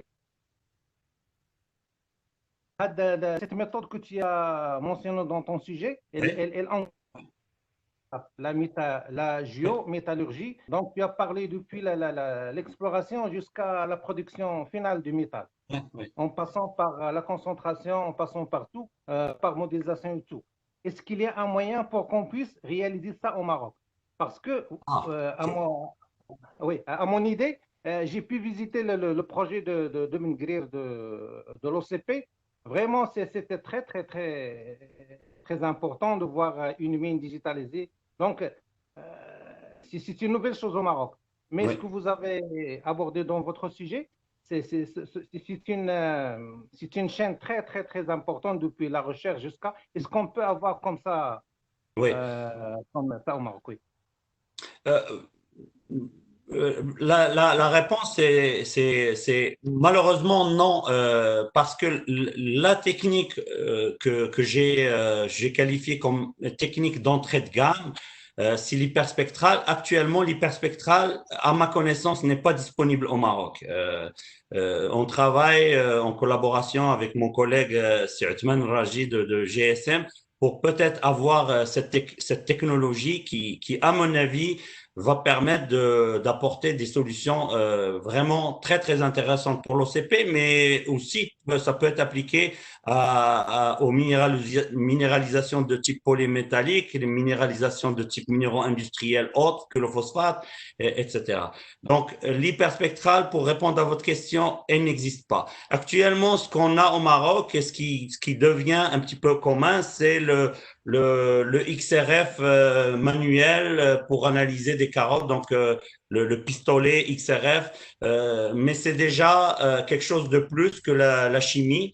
Mais malheureusement, en minéralogie, il n'y a rien au Maroc qui puisse être utilisé sur du volume. Bien sûr, il y a des microscopes électroniques à balayage. Ça permet d'étudier quelques sections polies, quelques centimètres carrés d'un carottage, mais ça permet pas d'étudier des mètres et des kilomètres de carottes. Et c'est vraiment l'hyperspectral actuellement qui est le plus utilisé à travers le monde entier. Merci beaucoup, c'est Mustafa. Donc, juste je rajouterai un petit point, parce que d'après mes dizaines d'années que j'ai passées à l'OCP, j'ai eu l'occasion d'acheter à l'époque dans mon département un XLF mobile. Et la problématique qu'on a rencontrée, c'est que XLF mobile, c'est un peu délicat de l'utiliser dans le cas de phosphate sédimentaire. Par contre, ça marche très très bien dans les mines métalliques. Et là, probablement, c'est question de minéralogie parce qu'on sait très bien que les grains de phosphate, c'est pas de la partie pure, c'est un mélange d'à peu près de tout, avec bien sûr une abondance de la franconie. Alors, je passerai la main à c'est Mohamed Bouskout et par la suite, c'est Mohamed Foudaï. Donc, on commence par c'est Mohamed Bouskout. À vous la parole. Mohamed, أنا j'active votre micro. Oui, oui, oui, c'est Mohamed. Oui, bon alors, Si vous pouvez, le monde, tout d'abord, si vous pouvez utiliser un seul appareil pour tirer un micro. Oui, oui. Si vous pouvez utiliser un seul appareil parce qu'il y a un écho. Ah, d'accord. Ok. Maintenant, c'est bon? C'est bon, c'est Mohamed. Allez. Alors, permettez-moi au premier de remercier M. Mustafa pour l'excellente et la présentation vraiment qui était très, très intéressante et très riche. Alors, je vous félicite et je vous remercie pour la générosité de partage des informations qui sont très utiles, surtout en ce qui concerne la gestion environnementale et les problématiques qui sont liées aux miniers en général. Ma question est donc très claire et directe. Quelle est la relation de l'empreinte écologique avec le secteur minier de phosphaté au Maroc? Donc, comment peut-on en fait mesurer et analyser l'empreinte écologique de l'exploitation du phosphate au Maroc et les retombées sur la population marocaine, surtout les populations qui sont concentrées dans les lieux qui concernent soit l'exploitation ou bien donc la transformation du phosphate. Ma deuxième question, j'aimerais bien savoir est-ce qu'il y a en fait des méthodes qui sont utiles pour l'exploitation et la valorisation de phosphogypse, donc le produit final donc après la transformation du phosphate. Et merci beaucoup. Merci, c'est Mohamed. Merci pour les questions. Pour la première question, l'empreinte écologique, je dirais qu'il y a deux facteurs les plus importants, à mon avis, qui affectent cette notion. Il y a d'abord que les gisements de phosphate sont très étalés. Donc, c'est ce qui permet, donc même s'ils ne sont pas très profonds, ils sont très étalés. Donc, on est obligé pour extraire les couches phosphatées d'entamer des superficies très, très importantes. L'idée de l'OCP actuellement, c'est de procéder avec ce qu'on appelle la restauration progressive. Donc ça, c'est la meilleure méthode qui va permettre d'extraire et derrière restaurer. Parce que autrement, le schéma qui a été utilisé depuis l'indépendance, on va dire jusqu'à aujourd'hui, et ça continue encore aujourd'hui, c'est qu'on va avec la gestion des intercalaires et des dalles sous forme de cavalier, et ça rend très, très difficile et très coûteux la réhabilitation. Donc, parce que on vient remanier le matériel, le déposer, il est sous forme de cavalier, il est presque pas valorisable, et par la suite de ça, il faudrait rejouer sur la topographie de tout ça, et ça engendre beaucoup de problèmes. Donc, l'idée, c'est de skipper, donc de sauter cette étape cavalier pour éviter les cavaliers et d'aller tout de suite derrière pour les terrains. La deuxième stratégie, c'est de valoriser justement en amont. Donc ça, c'est tout le travail qui est fait en amont, donc de se dire si les mines peuvent changer à ce moment, changer leur façon de miner le gisement. À ce moment-là, on peut favoriser la sortie de beaucoup de matériel du site minier pour être valorisé et donc l'empreinte écologique serait diminuée. Le troisième enjeu, parce qu'il n'y a pas juste deux, il y a trois, c'est les bouts de traitement. Et ça, je dirais que dans cet enjeu, il y a deux importantes notions. Il y a la notion de terre, bien sûr, qui est prise par ces bouts. Et malheureusement, ces bouts prennent beaucoup de volume et on n'arrive pas à les densifier adéquatement. Actuellement, on a des projets en cours pour essayer d'améliorer ça. Mais si on arrive à enlever le maximum d'eau, bien sûr, les volumes seraient réduits et on frappe d'une pierre deux coups, on va recycler l'eau qui est bien sûr une denrée très rare au Maroc. Donc, pour ce qui est des phosphogypses, le phosphogypse, actuellement, il y a beaucoup de projets au sein de UM6P, au sein même de l'OCP, parce que la technique actuelle qui consiste à les déposer dans l'océan ne pourra pas continuer indéfiniment comme ça. Donc, ils sont en train de songer à les gérer en surface. Et donc, pour les gérer, bien sûr, il faut falloir les densifier et idéalement les valoriser. Donc, il y a beaucoup de voies de valorisation pour ces phosphogypses. On a, nous, des travaux, par exemple, qui permettent de démontrer que ça constitue un liant très, très intéressant dans les techniques routières. Donc, on a actuellement des travaux qui sont même publiés, qui démontrent tout à fait la faisabilité de ça. J'ai d'autres collègues qui travaillent sur l'utilisation de ça dans l'agriculture, donc comme amendement dans les sols, et on démontre que ça peut être très, très intéressant. Mais actuellement, il y a pas encore de pilote, à ma connaissance, il n'y a pas encore d'application industrielle. On est encore à l'étape de projet. Merci beaucoup, Safa. Donc, je donne la main à Si Mohamed Foudaï. Donc, votre micro est activé. Si Mohamed, si vous pouvez vous présenter. Si Mohamed Foudaï, on ne vous entend pas. Si Mohamed. Est-ce que vous m'entendez? Oui, si Mohamed, si tu peux te présenter après. C'est Mohamed, allez-y, si tu peux te présenter. Je m'appelle Mohamed El Foudail, je suis enseignant technologue à l'école polytechnique de Nouakchott. Je voudrais d'abord remercier les organisateurs pour cette conférence.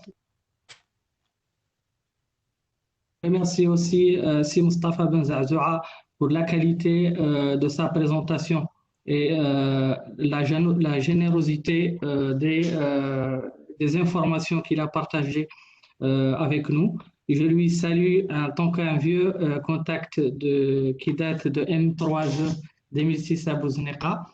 Je passe voilà, merci de cette présentation. Il nous a vraiment montré que les mines du futur seront de plus en plus intégrées, pas uniquement de l'amont vers l'aval, mais aussi de l'aval vers l'amont et un latéral. Et j'espère que cette intégration soit aussi de plus en plus propre. pour que les mines du futur soient de plus en plus propres et apportent plus en matière de développement durable. Donc, je voudrais poser deux questions. La première question, elle est plutôt un peu d'ordre technique.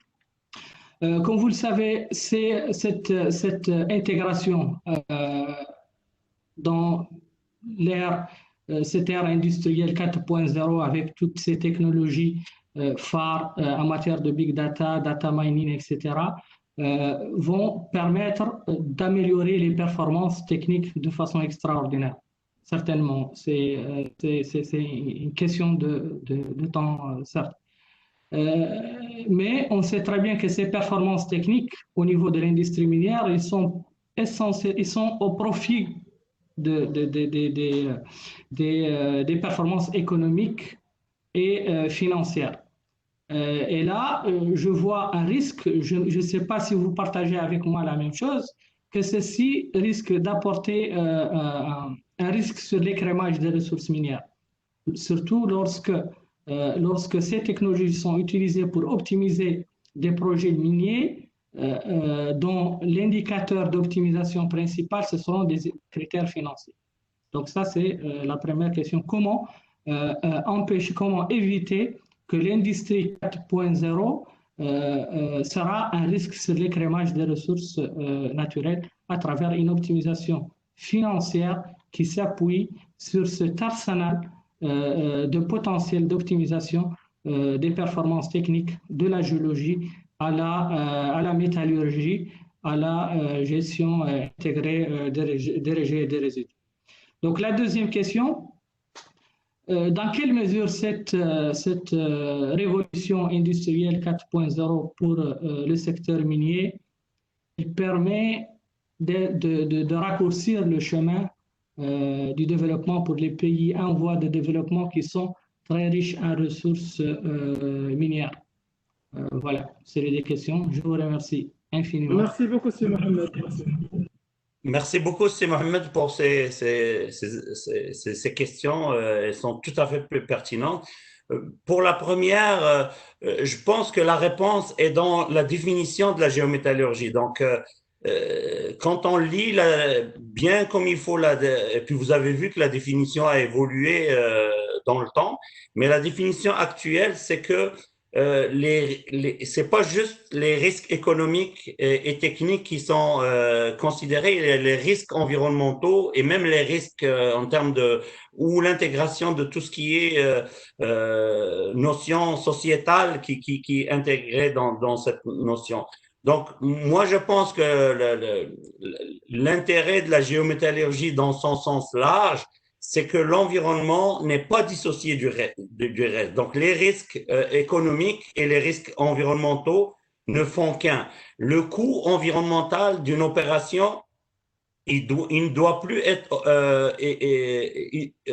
considéré comme un fardeau. Et ça, je pense, c'est un changement au niveau du management de la mine. Donc, quand le management de la mine est constitué juste d'un géologue, d'un mineur et de quelqu'un qui traite, bien sûr, l'environnement n'est pas présent, il peut pas se défendre.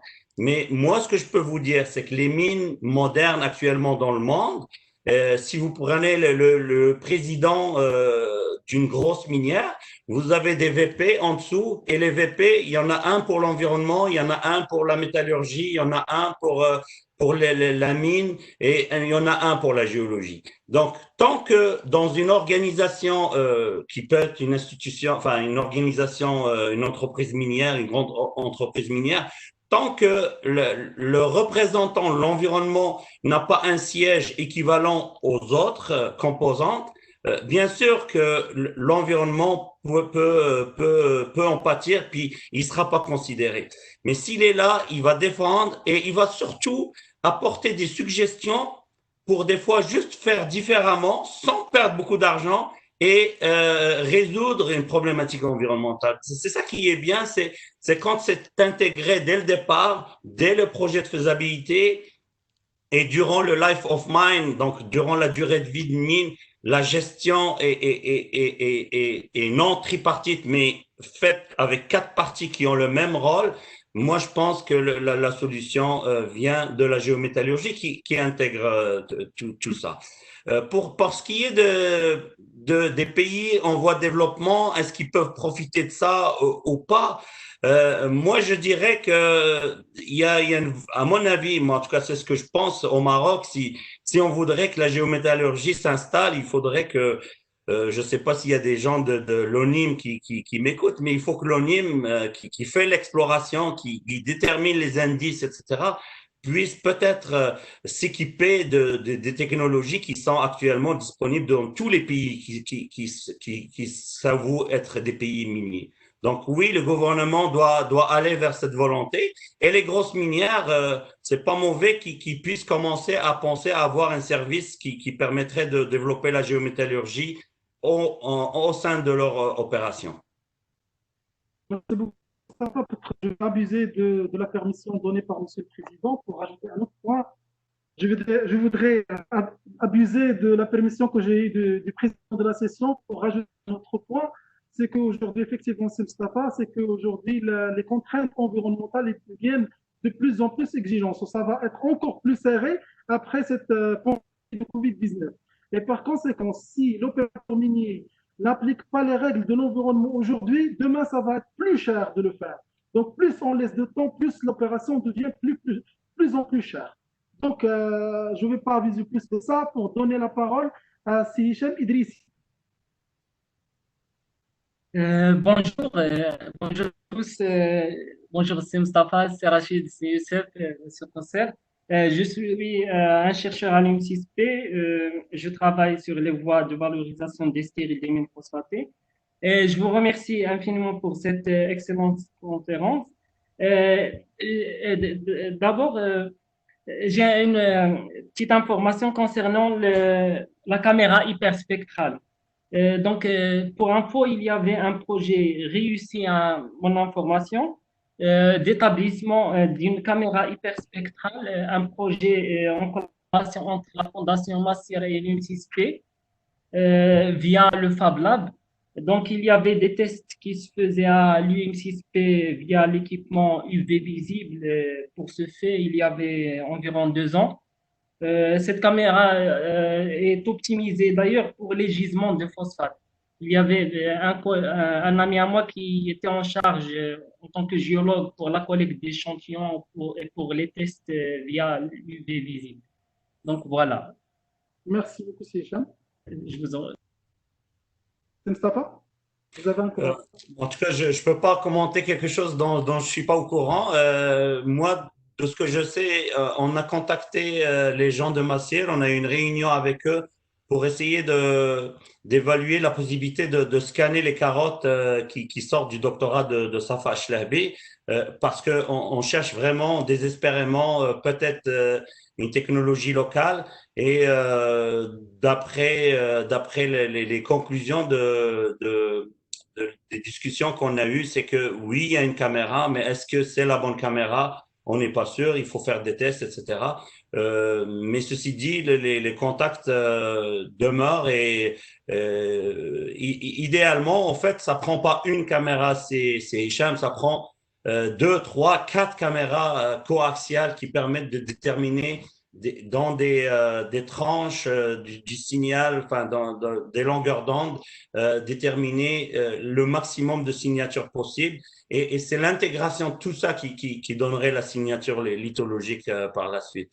Donc, on est sur des technologies qui sont déjà éprouvées, qui sont déjà commercialisées. Moi, je pense qu'on peut toujours faire appel à du développement qui peut être local et tout. Mais quand les technologies existent, moi, je pense que c'est vers là qu'il faut aller. Ici, une autre question. Je ne sais pas, Hissou, si tu peux poser directement ta question. J'ai activé votre micro. Merci beaucoup. Merci. Vraiment, c'est excellent exposé. Merci, si Ibn Zazoua, et merci, si Youssef. Merci, si Rachid. C'est Rachid, oui. Donc, ma question, ça ressemble à la question, c'est déjà passé, c'est sur la validité de la technologie nommée hyperspectrale. Oui, il vient de déjà donner un petit peu, il vient de commencer de parler sur ça. Donc, merci beaucoup. Donc, c'est la range de fiabilité sur l'hyperspectral et les processus sur lesquels on peut, les processus qu'on peut avoir pour contrôler ces nouvelles technologies. Merci beaucoup. L'hyperspectral, quand on essaie de se renseigner, ils ont fait leurs preuves dans une panoplie de géologie et de typologie de minerais différentes. Donc actuellement, si vous voulez, vous pourrez me contacter, puis je pourrais vous envoyer même c'est quoi les minéraux qui peuvent être détectés, puis avec quel type de caméra et tout. Donc là, il y a eu beaucoup d'avancées, mais ce qui est sûr et certain, c'est que quand on a affaire à un gisement, quand on est peut-être impliqué dans un projet minier, il faut faire des tests. On peut se baser sur l'expérience, mais en sachant que c'est quand même une technologie assez récente, il va falloir aller au cas par cas et déterminer qu'est-ce qui s'adapte le mieux au sujet qui nous intéresse. En général, les fournisseurs de cette technologie, si vous êtes intéressé à acquérir la technologie, ils vont vous poser une panoplie de questions. Ils vont même vous offrir la possibilité de réceptionner vos échantillons et de les analyser pour vous donner la combinaison de caméras la plus optimale possible pour votre besoin. Merci beaucoup, Semsta. Donc, je vais essayer encore de redonner la parole à au professeur Ismail Ndiaye. Si vous arrivez à nous rejoindre comme ça. Allez-y. Oui, Youssef. Ah, parfait, ça marche. Allez-y. Ah, d'accord, ok. Ben, bonjour à tous. Voilà, c'est Dr Ndiaye à l'Université de Bamako et à la Faculté des sciences et techniques du Mali. Mes salutations à professeur Rachid qui nous a enseigné à la FST là-bas.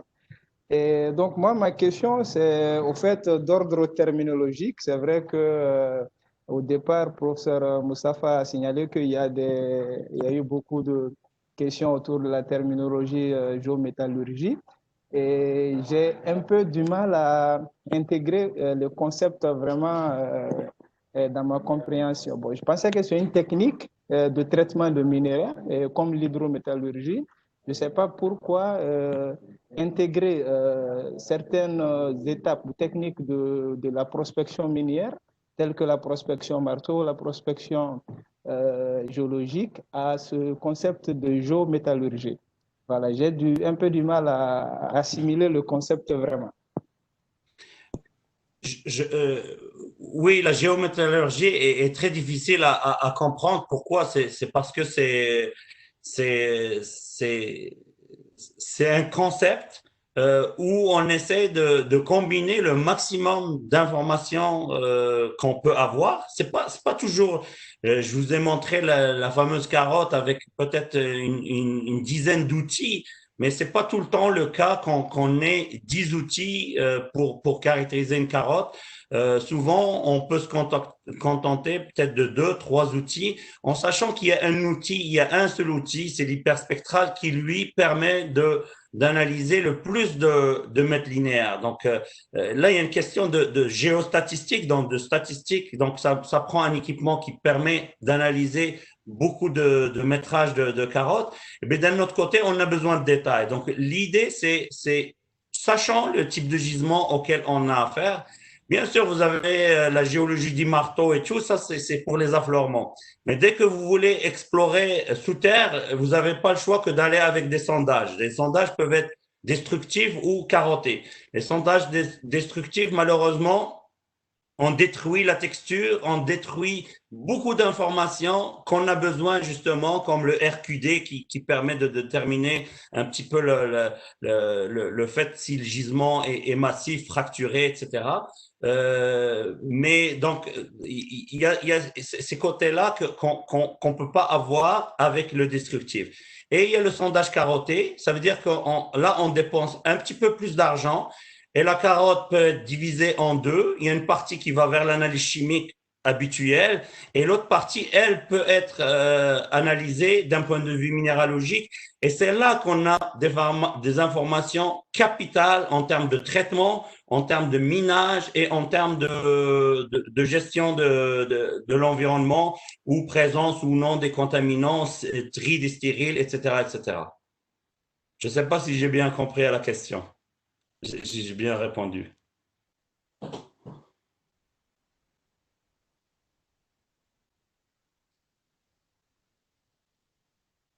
Oui, C'est bon. Donc, de toute façon, il ne nous reste pas beaucoup de temps. Donc, nous sommes à la fin de la conférence. Donc, je tiens à te remercier, Mustafa, pour ta générosité scientifique parce que tu ne changes pas depuis 2009 qu'on se connaît. Et aujourd'hui, donc, toujours généreux en termes d'information, en termes de partage d'informations scientifiques et aussi sur le plan personnel. Je te remercie beaucoup, Mustafa. Et je passe la parole à Rachid pour la clôture et votre commentaire. voilà, merci à tous. Donc, merci à tous de votre Je intervention. tenais juste à saluer ces concerts que je vois, mais je ne savais pas qui était là, donc, et que je remercie pour l'invitation. Voilà, donc, ouais. Et probablement, c'est qui donne la parole à ces concerts aussi. Oui, justement, si vous dites un petit mot, marhaba, c'est Abdelali. Un petit mot. Si vous dites un petit mot. Oui, Ah, bonjour, ah, c'est marhaba, c'est Abdelali, merci. Mustafa, c'est Youssef, c'est Ismail, tous les participants. Je suis désolé, je suis arrivé en retard, j'étais dans une réunion. Alors, je voudrais remercier Sim Mustafa pour cette conférence. De toute façon, une conférence prononcée par Sim Mustafa ne peut être qu'excellente. C'est gentil. Et surtout quand c'est Rachid, c'est à côté, donc là, il n'y a pas de doute. Là. Alors, je remercie aussi les collègues, les participants qui ont assisté à cette conférence. Et je voudrais juste leur dire qu'on est dans la continuité des e-conferences que nous avons entamées au début du confinement.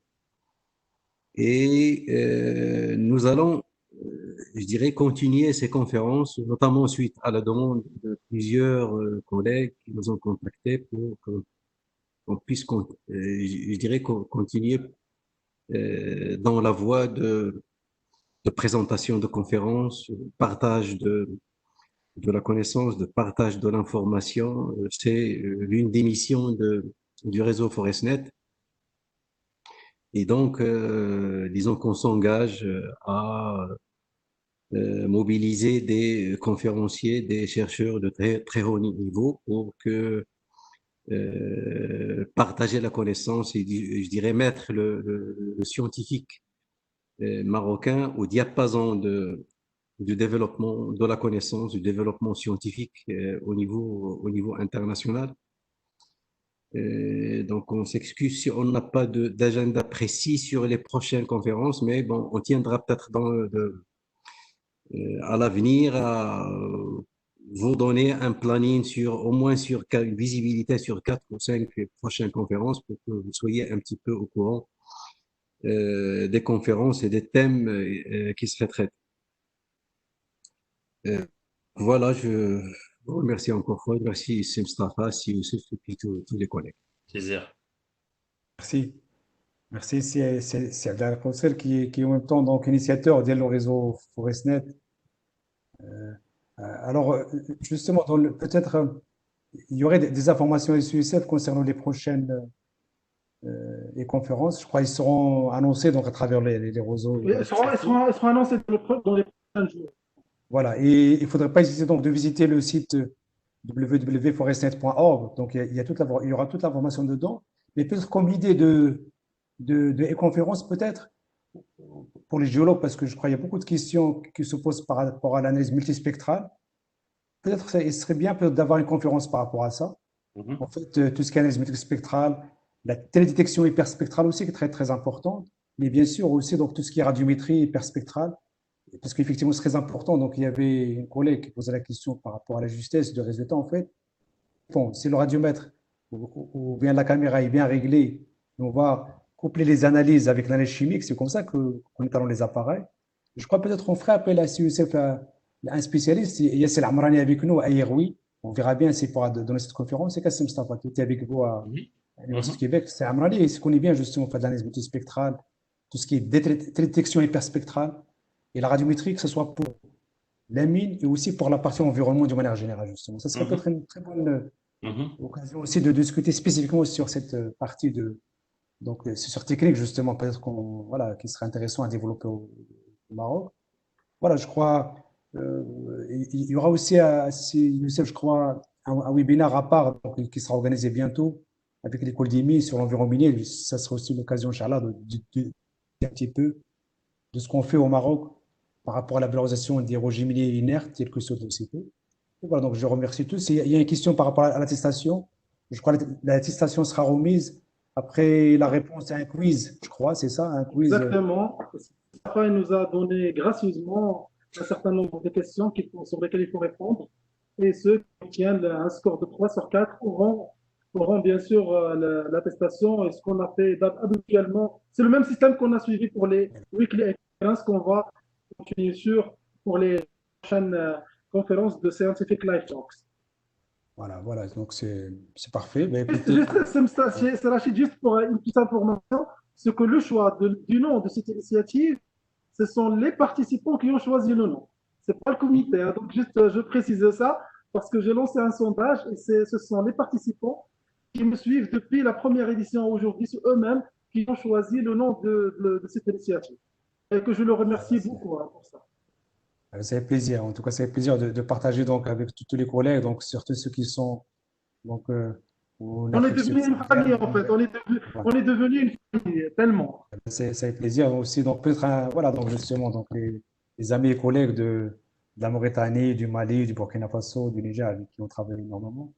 J'espère, Inch'Allah. Donc, on va continuer justement dans cette dynamique. C'est un plaisir. C'est un plaisir d'échanger avec tout le monde. Et je crois qu'on va clôturer cette conférence. Donc, je vous dis au revoir à tous. Merci encore de votre attention. Merci, Moustapha, pour voilà, ton engagement habituel. Merci à vous. C'est un plaisir. Donc, c'est un plaisir de t'écouter et merci pour toute l'aide que tu nous apportes ici au Maroc. Voilà, shukran bzaf. À bientôt, Inch'Allah. Au revoir tout le monde. Au revoir. Salam alaikum.